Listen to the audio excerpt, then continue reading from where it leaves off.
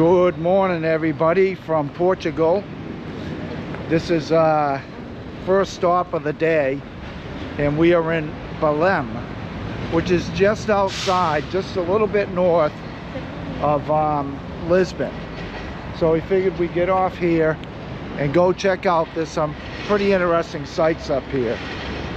But had a great day yesterday roaming around Alfama and all that good stuff. I'm going to show you something. You can see the bus is going to hide a little bit of it. You can see the April 25th Memorial Bridge, which it's memorialized due to that's the date of the revolution, or I believe they call it a revolution, of 1974. It only lasted one day, not a shot was fired. And way up on the hill there, you can see Christ the King monument. So we're going to be walking over here and checking things out.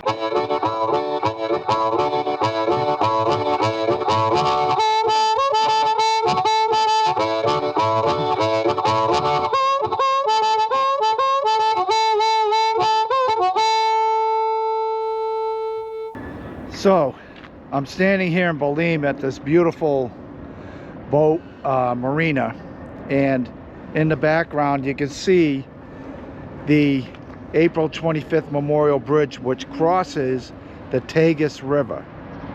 But that's not why we're here. What we're here for is this beautiful monument. It's the Discoveries Monument, and what this is a monument that celebrates the Portuguese age of exploration, where they were finding the routes around the world to circumnavigate the world, and they were leading the way. When you have explorers like Magellan and Vasco da Gama who were doing all these explorations, and it was a great time for Portugal.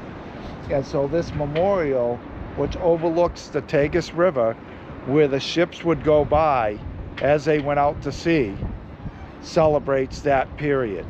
So let's go check it out.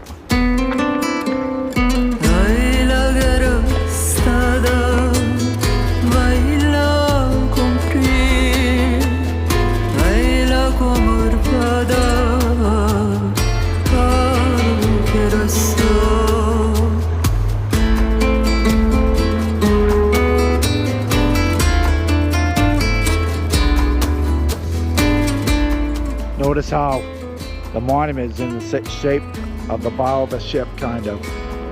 And I'm not sure what the significance is of the figures, but it is a beautiful monument. And in the back, you can see the bridge, along with the Tagus River, of course. So that monument is pretty big. I don't know if you can see the impressiveness on the video, and it's pretty extraordinary. And across the street is the monastery, and we'll be going there as well. But look at this, we got a couple crew rowers here coming up the river.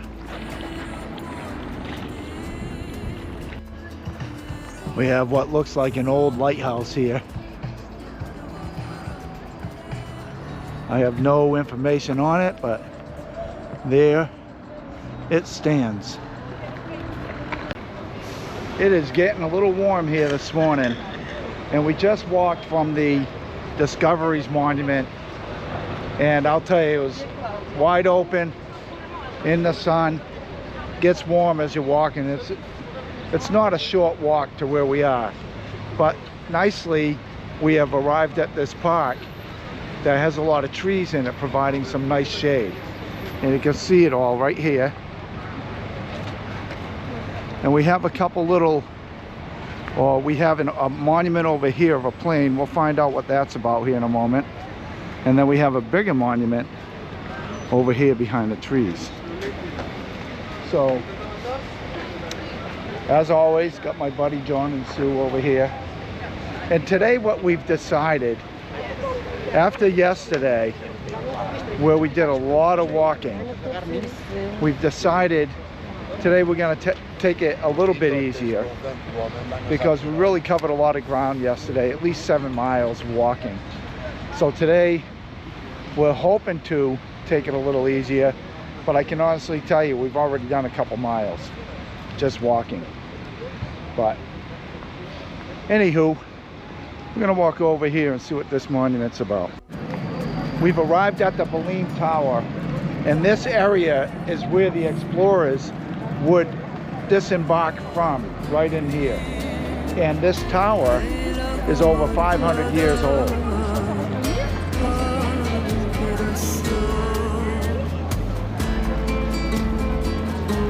This is the scale model of this. The beach is over here, and apparently I'm not sure where the ships would pull in, but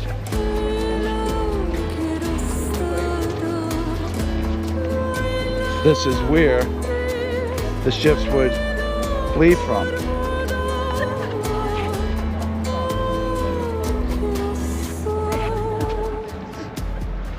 Pretty cool. 500 years old. My town of Gloucester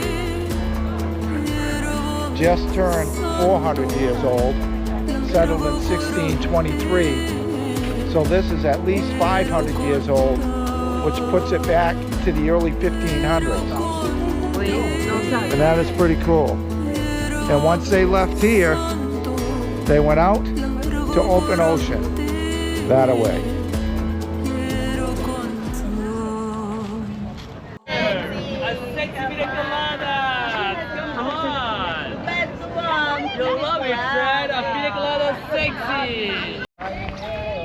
Here we have the monument for 100 years of naval aviation. Got an old biplane seaplane here.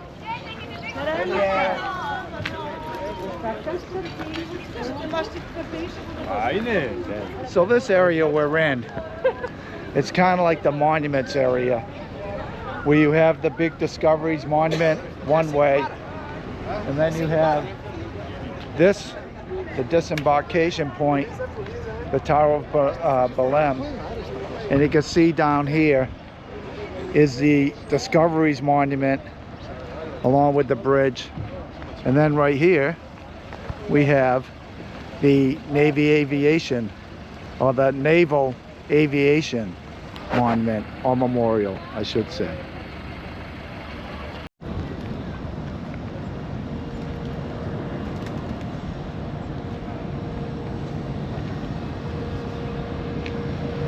So, where we are now is we are coming up on a monastery. And this is the Discoveries Monument. So we're directly across the street, but you can't just walk across the street. You have to go under right here. There's a pedestrian way that goes under the road. So, we're coming up to the monastery. Now, we're not going to go in it. We just want to see this magnificent building. And there's something else we believe that's here that we are going to go check out. But more on that later. So check this out. These beautiful pools and everything, which they probably have fountains that aren't turned on. And this unbelievable building that is here. Wow. Look at this building. When we get up here to the door, the detail is unbelievable on the front of the door. Got a bell tower up top here. Got hot, so I had to get some agua. It's a pretty warm day here. I don't think it's 80, but when all that sun is beating down on the pavement and stuff, it gets warm walking. So that's something you should be aware of. When you come to Europe in the summer and you go to the cities, it is going to be warm. Bring yourself a good pair of walking shoes and dress as light as you can. That's how you beat the heat and hydrate. That's what you got to do. So we're going to cross over here.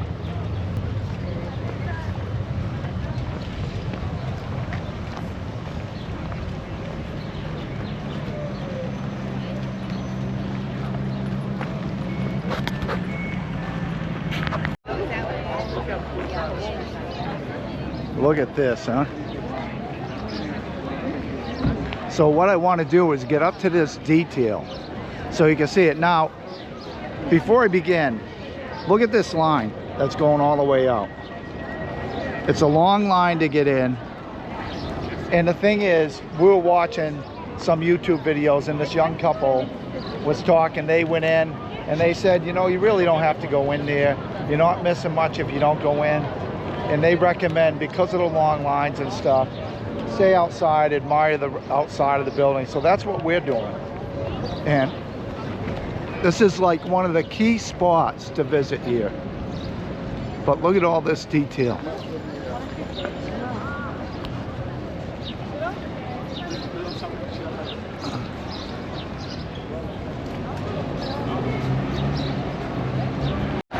Okay, next to the monastery, we've come here to Pasta de Belém.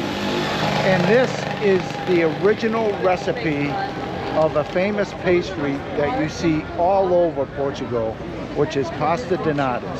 And we're gonna go check this out. My friend Susan has a history of it, and she was telling me that this recipe comes from the monks from the monastery. And when the monastery closed down, that recipe was sold and locked in a safe. Nobody has it. This is the original recipe that we're going in to check. Okay, so they let me have access to back here where you can witness these pies being made. So let's see what we can see here. Here you can see them. They're taking the little pastry and they're flattening it around a bowl. That's what they're doing here. And then those bowls will go onto the belt and go through a machine which will put the custard, I believe it's custard, inside the bowl. And then it will be baked. So that's what we see here. We see he's putting the bowls down. Then the tray of bowls moves up. The custard is dropped into the bowl, and from there, the entire tray is baked in the oven. And you can see the completed trays right here. And here, you see the finished pasta de natas as they're removed from the ovens and brought out here to cool. Which this whole process that I just got to witness is pretty cool. Pretty good, huh? As they remove them from the bowls. You can see she's flipping them out of the bowls and then putting them on the trays. So we're sitting in Pastries de Belém, and Susan has ordered a plate of pasta de natas, which we have right here. They got cappuccinos, I got an espresso, and they also have these shakers of different flavors, I'm assuming.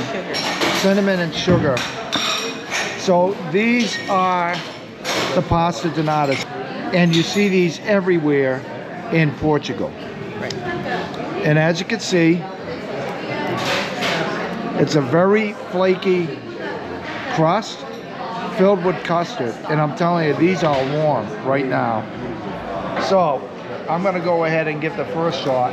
This is the original pasta de nata recipe from the monastery, and we witness how it's made. And our understanding is that the recipe is so secret they keep it locked in a vault. So here we go. Let's give it a shot.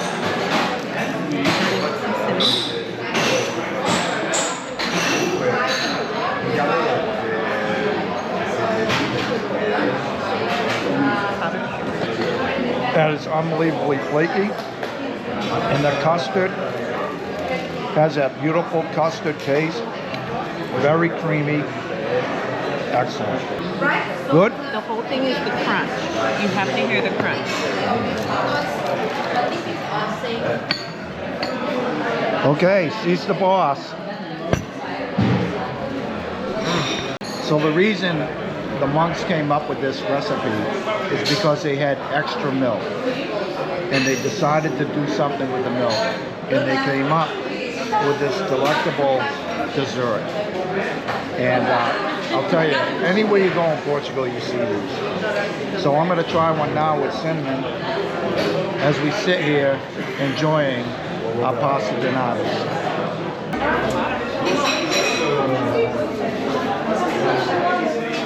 Here's the old counter, and look at this. This place is packed in the back where all the tables are, and they just keep coming and coming for these pasta donatas.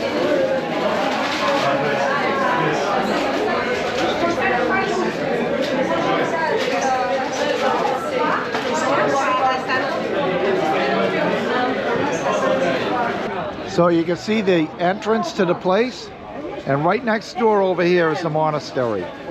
Over here. It's that close. And this recipe originated at the monastery around 1836. So one of the sought after rides here in downtown Lisbon is this trolley, which is the oldest. I'm not sure if that's in the world or what, but it's a very old trolley line. It's trolley line number 28. And you can see there's two cars over here waiting. There's one up here loading up with people. But the line is up here, all the way down, crosses over, and goes around. And here you can see Sue and John in line. And we're debating whether we really want to stand in line, because it could be up to an hour and 40-minute wait to get on this trolley. Is it worth it? That's the question.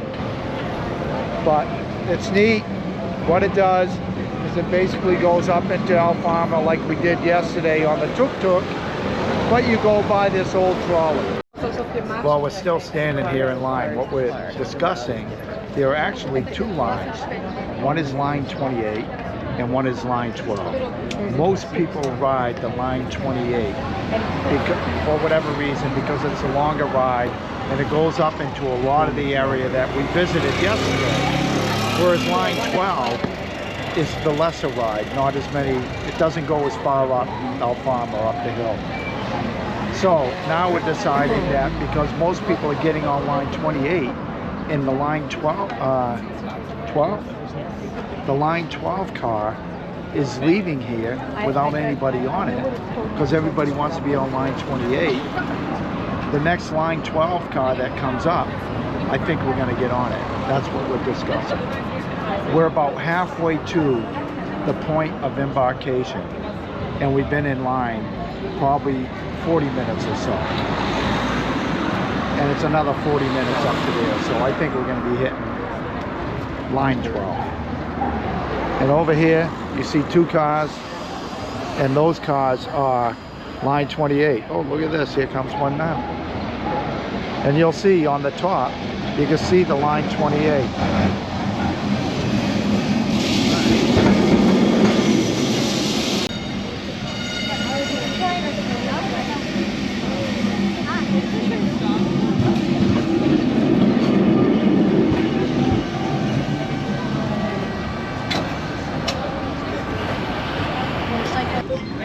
Get out of my way.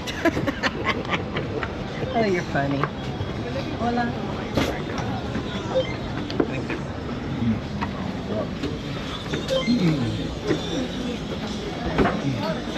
You should use the seats in the back because this is for persons with problems of mobility. So, Oh, slowly. Thank you. No, not you.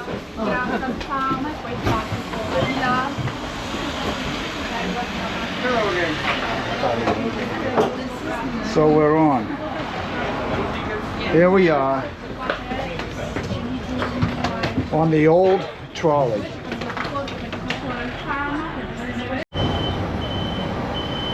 The bus is in the way, blocking our passage. Oh boy, look at that. We got some problems here. Excitement on the antique trolley. Oh.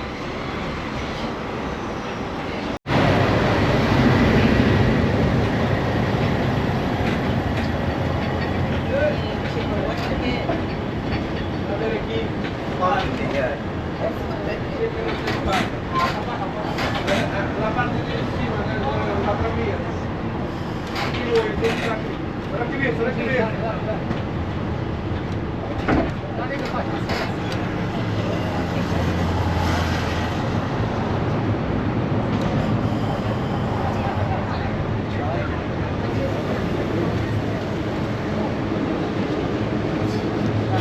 Pretty tight.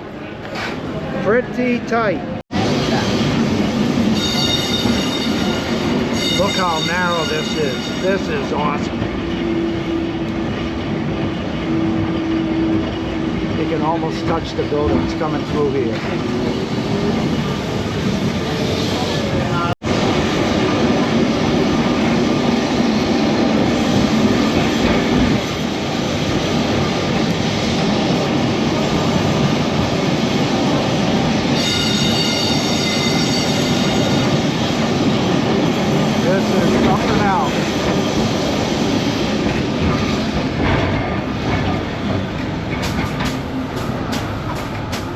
The driver classic. This is the problems you get riding in this trolley. Guys sitting on the tracks and we can't get by. There's the castle, I believe.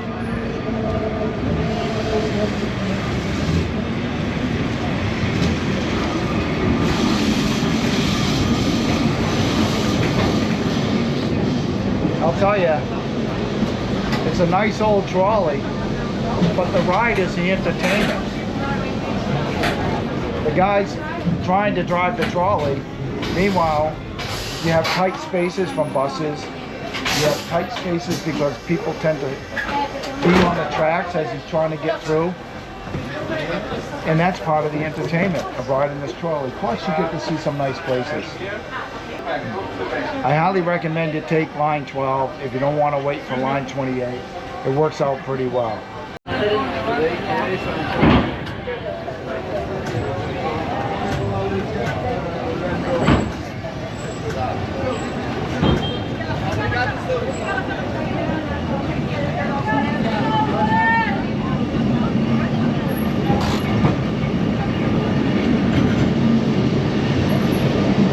Just amazing how narrow these streets really seem to be when you're in this trolley.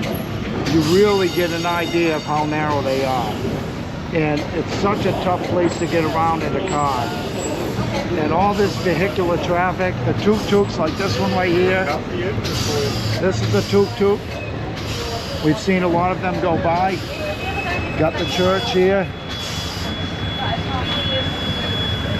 So you really get a gist of how narrow these streets are when you're riding this. And what a great little 4-kilometer trip on line 12. This thing is creaking and jolting left to right. Phenomenal. What a great ride. So if you like this video, feel free to hit that like button, subscribe to my channel. All the best to all, and happy trolley.